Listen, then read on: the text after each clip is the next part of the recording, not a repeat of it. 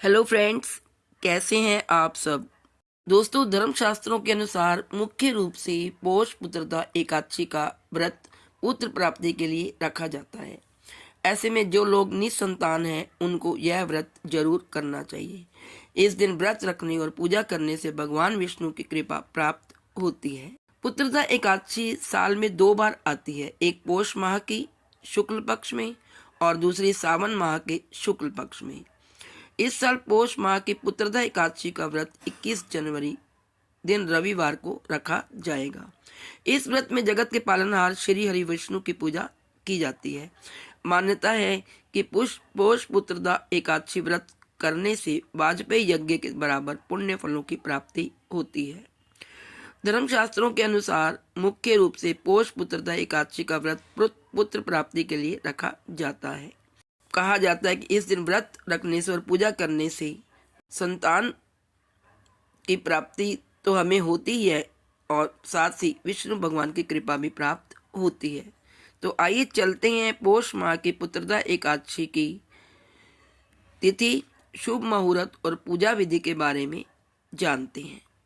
लेकिन दोस्तों, video start करने से पहले मेरी एक रिक्वेस्ट है कि यदि आप इस चैनल पर नए हैं तो चैनल को सब्सक्राइब जरूर कर लें, ताकि मेरी नई आने वाली अपलोड वीडियो की जानकारी सबसे पहले आपको मिल सके।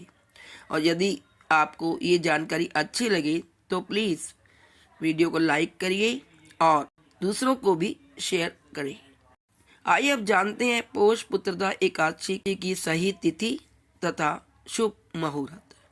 पौष शुक्ल एकादशी तिथि की शुरुआत 20 जनवरी 2024 को शाम 7:27 से हो रही है। इस तिथि का समापन 21 जनवरी 7:28 पर होगा।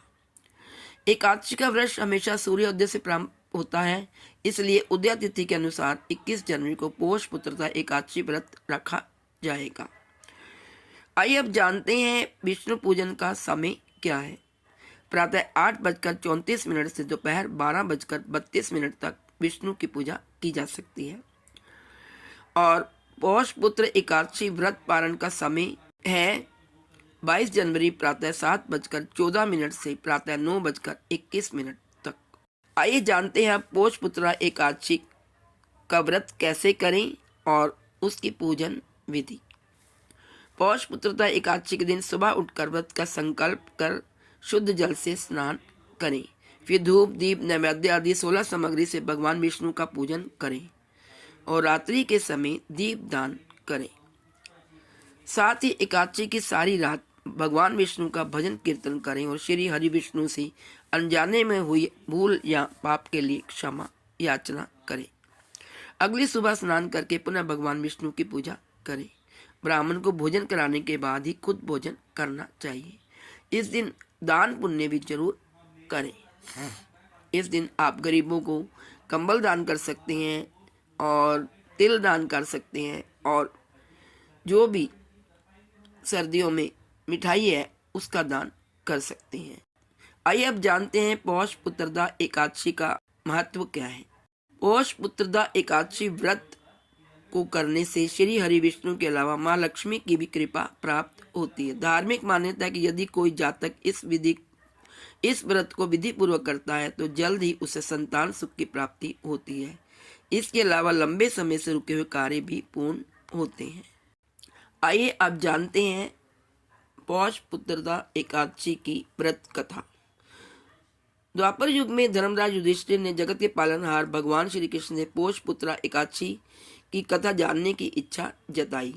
उस समय भगवान श्री कृष्ण ने कहा, एकादशी व्रत का अति विशेष महत्व है। इस व्रत की कथा का श्रवण करने से व्यक्ति के जीवन में पॉजिटिव एनर्जी का संचार होता है। साथ ही समस्त प्रकार के दुख और संकट दूर हो जाते हैं। हे धर्मराज, भद्रावती नामक शहर में राजा सुकेतुमान राज्य करता था। वह बेहद दानवीर और कुशल शासक था। सुकेतुमान के व्यवहार से प्रजा हमेशा खुश रहती थी। सुकेतुमान स्वयं चिंतित रहता था। राजा सुकेतुमान को कोई संतान नहीं थी। यह सोच राजा एक दिन वन की ओर प्रस्थान कर गए। वन में भटकते भटकते राजा एक ऋषि के पास पहुंचे। उन्होंने ऋषि को शिष्टापूर्वक प्रणाम किया। उस समय ऋषि ने राजा के दुखी मन को पढ़ लिया। उन्होंने कहा, हे राजन, आप परेशान हो रहे हैं, क्या कारण है? आप नरेश होकर भी चिंतित हैं। तब राजा सुकेतुमान ने कहा, भगवान नारायण की कृपा से सब कुशल है, लेकिन मेरी कोई संतान नहीं है। अगर पुत्र न रहा तो मेरा पिंडदान कौन करेगा? कौन पुर्जों का तर्पण करेगा? तब ऋषि बोले, हर वर्ष पौष माह के शुक्ल पक्ष की एकादशी तिथि पर व्रत रख भगवान विष्णु की पूजा करें। इस व्रत के पुण्य प्रताप से आपको पुत्र रत्न की प्राप्ति अवश्य होगी। ऋषि के वचनानुसार राजा और उनकी धर्मपत्नी ने पौष पुत्रदा एकादशी का व्रत किया। कालांतर में राजा सुकेतुमान को पुत्र रत्न की प्राप्ति हुई। इससे भद्रावती नगर में खुशियों की लहर दौड़ गई। दोस्तों, एकादशी तिथि को पति पत्नी दोनों संयुक्त रूप से भगवान श्री कृष्ण की उपासना करें। इसके बाद संतान गोपाल मंत्र का जाप करें। मंत्र जाप के बाद पति पत्नी प्रसाद ग्रहण करें। गरीबों को श्रद्धा अनुसार दक्षिणा दें और उन्हें भोजन कराएं और दूसरे दिन व्रत का पारण करें। तो दोस्तों, ये थी महत्वपूर्ण जानकारी पौष पुत्रदा एकादशी के व्रत। तो आप सबको मेरी तरफ से पौष पुत्रदा एकादशी की हार्दिक शुभकामनाएं।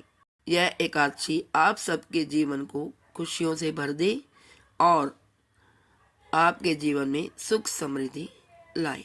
जय श्री कृष्ण, जय श्री हरि, ओम कृष्णाय नमः, जय श्री हरि, जय लक्ष्म्याय नमः।